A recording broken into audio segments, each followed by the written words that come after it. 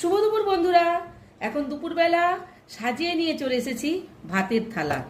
তো এই যে আজকে থালাতে কি কি আছে বলে দিচ্ছি।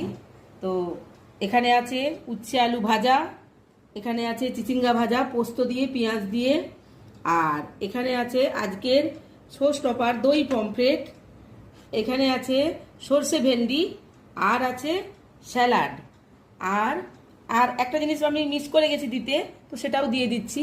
সেটা হলো এই যে এক টুকরো লেবু আর এই যে লঙ্কা।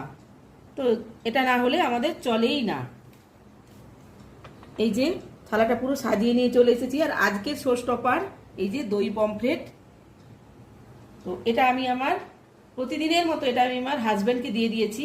তো এইবারে আমাদেরটাও বেড়ে নিয়ে চলে আসব।